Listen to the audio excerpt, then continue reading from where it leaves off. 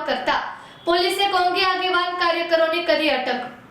તાજેતરમાં ચકચારી national Herald કેસમાં અદાલતે કોંગ્રેસના શ્રીમતી સોનિયા ગાંધી અને રાહુલ ગાંધી સામેનો કેસ ખોટો માનતા કોંગ્રેસ પક્ષના આગેવાન કાર્યકરોમાં ભારે ઉત્સાહ જોવા મળ્યો હતો અને ભાજપની આવી ખોટી રીતિનીતિ સામે વિરોધ વ્યક્ત કરવા આજરોજ ભાવનગરના ભાજપ કાર્યાલય સામે શહેર કોંગ્રેસ સમિતિના આગેવાન કાર્યકરોએ દેખાવો યોજી ભાજપ કાર્યાલયને ઘેરાવનો પ્રોગ્રામ આપવામાં આવ્યો હતો। પોલીસે કોંગ્રેસના આગેવાન કાર્યકરોની અટકાયત કરી હતી। મોદી સરકારના મમલન ઇરાદા અને કેન્દ્ર સરકાર દ્વારા મુખ્ય વિરોધ પક્ષ કોંગ્રેસ સામે છેલ્લા એક દાયકાથી ચાલી રહેલી રાજકીય બદઇરાદાયુક્ત કારણે કાર્યવાહીનો પર્દાફાશ થતાં કોંગ્રેસ દ્વારા ભાવનગરમાં ઉગ્ર વિરોધ નોંધાવવામાં આવ્યો હતો।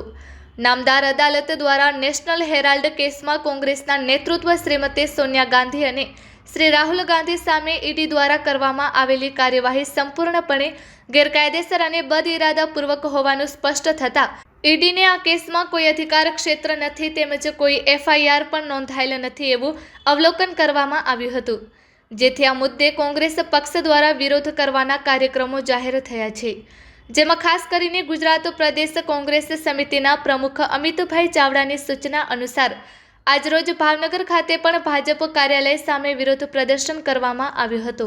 નામદાર કોર્ટ દ્વારા કોંગ્રેસના નેતૃત્વ શ્રીમતી સોનિયા ગાંધી અને શ્રી રાહુલ ગાંધી સામે થયેલ નેશનલ હેરાલ્ડ કેસ ખોટો સાબિત થતા સત્યની જીતના સંદર્ભે ભાવનગર શહેર કોંગ્રેસ સમિતિ દ્વારા આજરોજ તારીખ 19 ડિસેમ્બર 2025ને શુક્રવારે બપોરે 12 કલાકે ભાવનગર શહેરના કોંગ્રેસના આગેવાનો લોહાણા બોર્ડિંગ સામે પિલ ગાર્ડન પાસે તમામ આગેવાન કાર્યકરો એકત્રિત થયા હતા।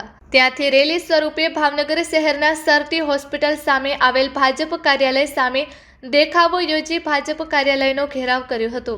સત્યમેવ વિજય તેના નારાઓ લગાવવામાં આવ્યા હતા અને ભાજપની રીતનીતિ સામે આકાર પ્રહારો કરવામાં આવ્યા હતા।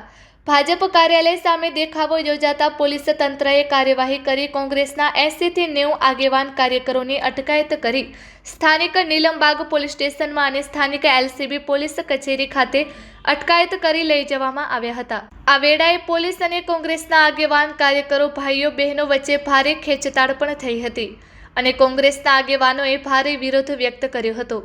આ કાર્યક્રમમાં ભાવનગર શહેર કોંગ્રેસ સમિતિના પ્રમુખ મનોહરસિંહ ગોહિલ, ભાવનગર મહાનગરપાલિકાના વિરોધ પક્ષના નેતા જીતુભાઈ સોલંકી, શહેર કોંગ્રેસના પૂર્વ પ્રમુખ પ્રકાશભાઈ વાઘાણી તેમજ મહિલા કોંગ્રેસ પ્રમુખ દર્શનાબેન જોશી સહિતના આગેવાનો કાર્યકરો, કોર્પોરેટર મહિલા આગેવાનો, કોંગ્રેસના જુદા જુદા સેલના આગેવાનો તેમજ તમામ વોર્ડના આગેવાન કાર્યકર ભાઈઓ બહેનો મોટી સંખ્યામાં હાજર રહ્યા હતા અને ભાજપ કાર્યાલય સામે દેખાવો યોજાયા હતા।